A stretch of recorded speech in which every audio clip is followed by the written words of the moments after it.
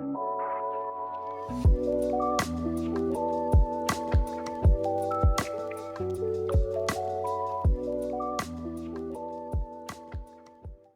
everyone, welcome to Just Like Me podcast, a podcast for all African American people who grew up low to middle class and all share a similar lifestyle growing up.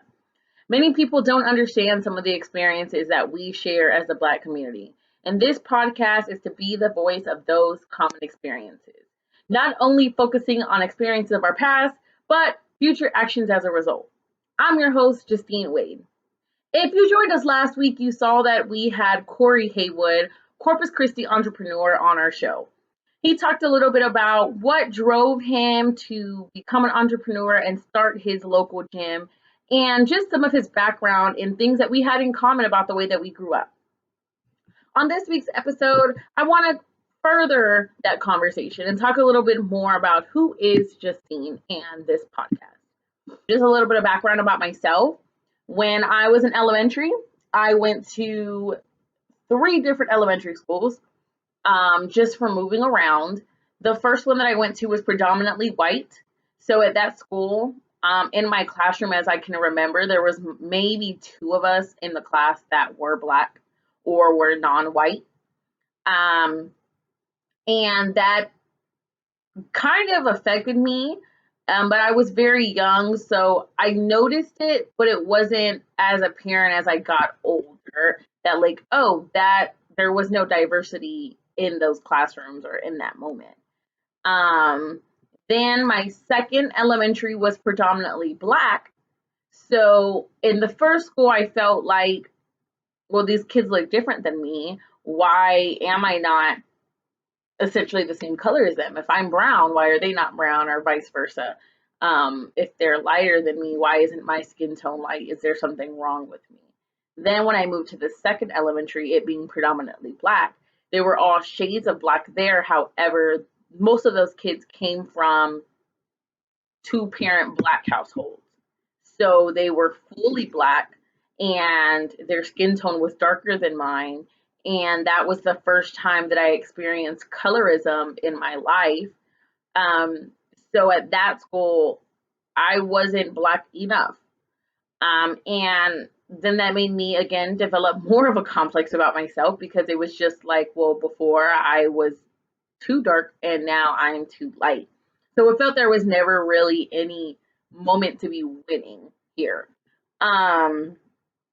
I do want to say that my parents did their best in trying to help me understand why I was different from the other kids, but not that that difference made me any less important or any less of a person because our differences.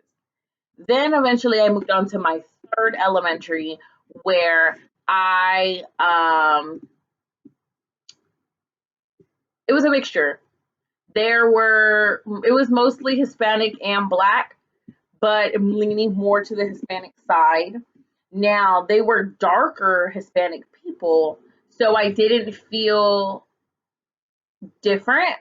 But at that point, I was in maybe 4th, 5th grade.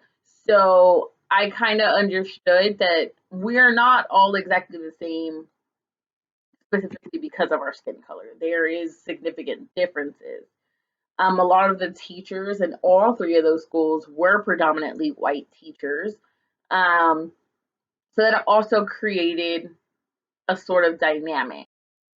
So throughout elementary and middle school, I had a sort of complex about myself due to my skin tone, and not really knowing where I fit in amongst my peers. Once I got to high school, I went to a predominantly Black high school, and it made me realize that I'm not that different, and that nothing was wrong with me because all the other kids everywhere I looked around were Black or mixed or biracial or had some similarities in the way they grew up to myself. So it really helped me gain confidence in who I was and got rid of maybe some of those negative thoughts that I thought about growing up, not seeing that diversity around me in school. I strongly believe that Black people get a lot of hatred and get a lot of like negativity around them and around our culture, around our communities, around our society, like separate from everyone else. Um, it seems as though, as a whole, hmm,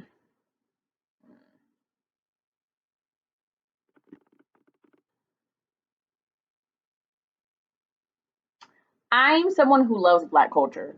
I mean, I'm Black.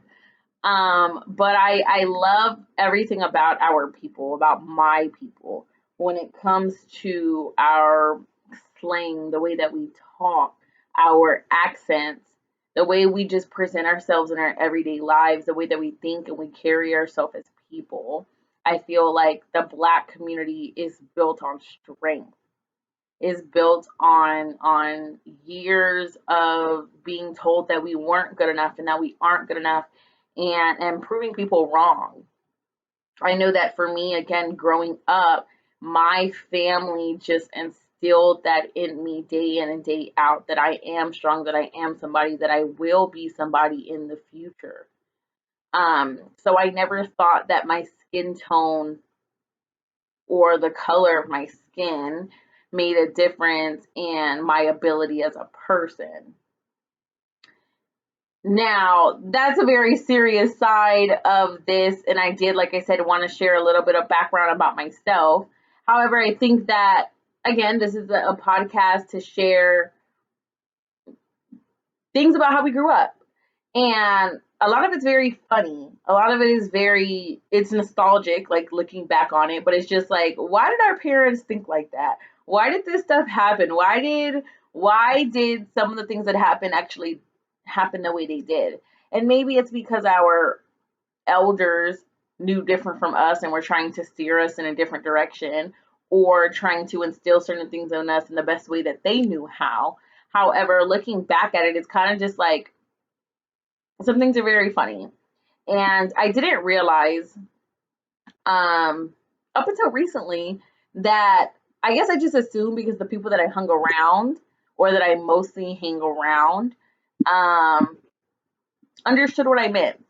And from simple things to like how we clean the house, how we make juice, how we the movies that we watch, or the things that we say to each other. I mean, I guess I assumed that people just knew that stuff. In my world, it wasn't a separate world between Black and white and Hispanic and other races and ethnicities. It was just kind of like this stuff is out there, and we all just kind of conduct ourselves in that way. And it wasn't until recently, one of my best friends, he's a Hispanic male, and he tick. It wasn't until recently, one of my best friends, he's in a Hispanic.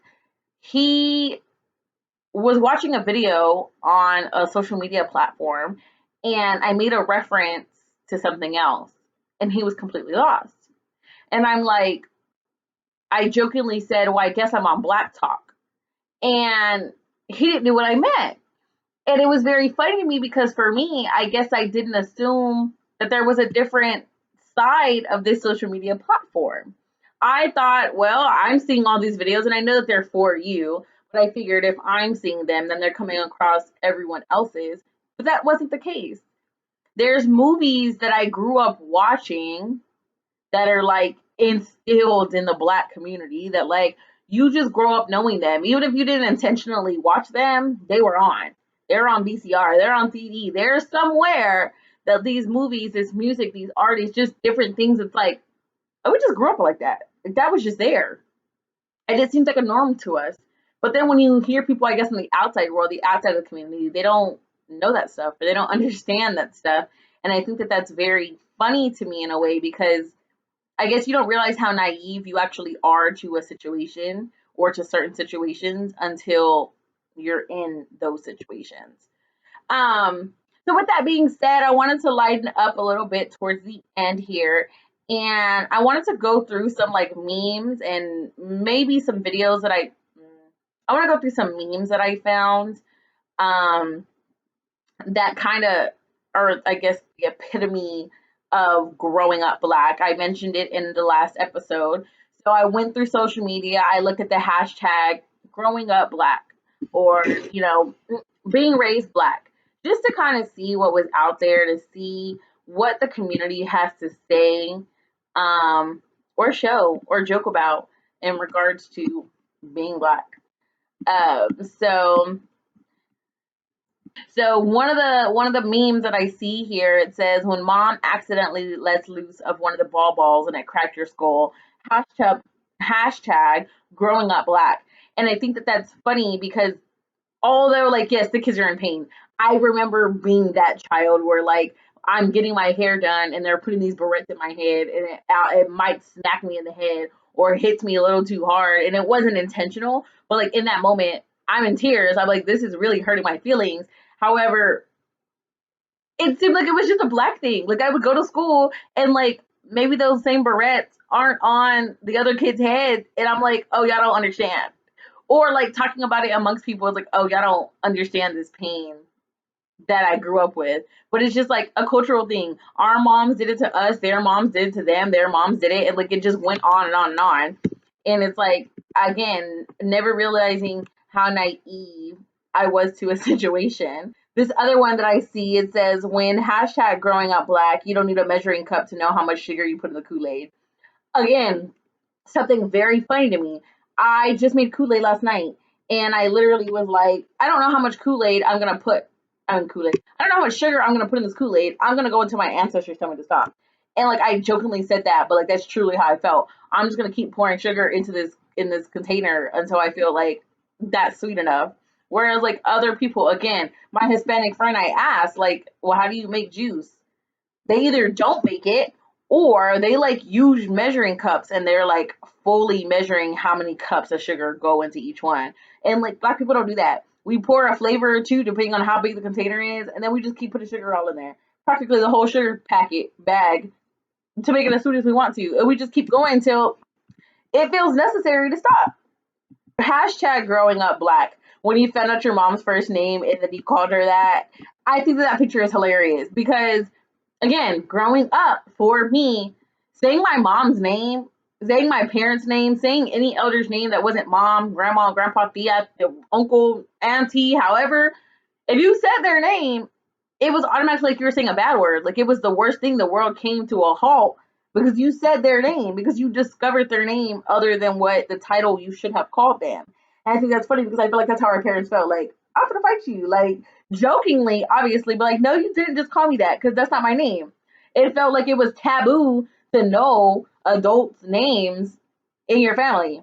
Again, I don't know if that's something that like everyone can understand or can like get with because it happened to me growing up Black. Let me see here. When you wake up on a Saturday morning to loud gospel music and you already know what to do. If that is not growing up Black with your grandparents, with elders, that right there, you could be in the deepest sleep of your entire life. And the moment you hear that gospel music on 1,000 blasting through them rooms, you better get up and start cleaning. That was your parents' way of telling you better get up and start cleaning before they had to tell you get up and start cleaning. It's just like that's unspoken word. So around my cousins or other friends that I have that are Black, I could literally say that sentence like, "What did it mean when you hear music in the morning? That mean get up and clean." But that might not translate well to people outside of our community. They might just see like, "Oh, y'all are just playing music," or "Why are they playing music like that?" Like it would seem so foreign an idea, yet to us, it's simple. Like that's just it was a signal to get up and clean. A rite of passage, I guess. Because I can foresee myself doing that with my own children. I'm gonna blast the music, and that's gonna let them know, get up. It's time to start cleaning. Share this last one with us right here. Hashtag growing up Black. You had to spend the whole day outside because your mama don't want you coming in and out. More specifically, My mama didn't want us to be air conditioning the neighborhood. That was her line. You can't come in and out my house. You're air conditioning the neighborhood. And that might not make sense to most people, but it made sense. Like, I'm wasting her AC by opening this door back and forth.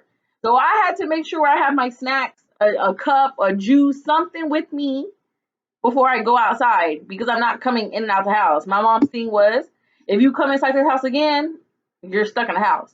So you just have to take that L and stay outside all day with your friends. And again, another thing that I don't know can exist outside of this. Not that people don't have those same experiences. And I'm not saying that none of these memes, none of these things that I brought up can happen outside of the Black community, because they very well could have in their own form or fashion. But the way that these things are worded, or the reasoning behind them, or the way that Black people can like hear some of these sentences and know exactly, it takes them back to a place right there in that moment, is very true to growing up Black. Um, I think that again, a lot of the Black community is misunderstood unless you are in it, unless you have ties to somebody in it. And even at that, if you just know somebody and you hear their experiences, it is very different than growing up in those experiences. It is very different than living the day to day in those experiences. For me, Black, again, as I stated before, Black is strength. Black is unity. Black is hope. Black people, for me, are royalty. I see us as a very strong group of people for all the things that we've been through and all the things that we will continue to go through.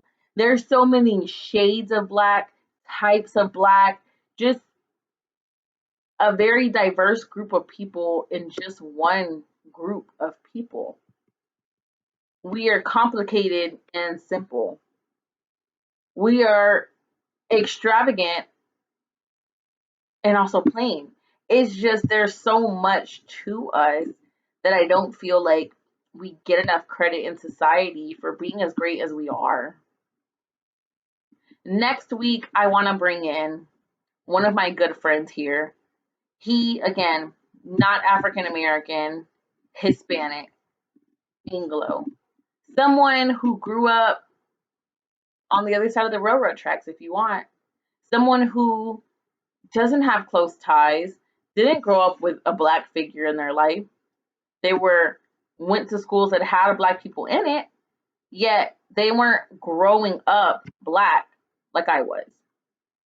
I want to just talk about some of the differences, in the way we grew up, maybe some stereotypes or some mindsets of things that he thought until he became friends with someone Black, until he started immersing himself in the lives of Black people. Join me next week. We'll talk to Gilbert. We'll see how that goes. If you want to hear anything else, if you have any other ideas that you would like to see or hear on the podcast, please comment below. Message us on Instagram at Just Like Me. I'm your host, Justine Wade. Please hit the subscribe button, hit the like button, and share to your friends. I'll see y'all next week.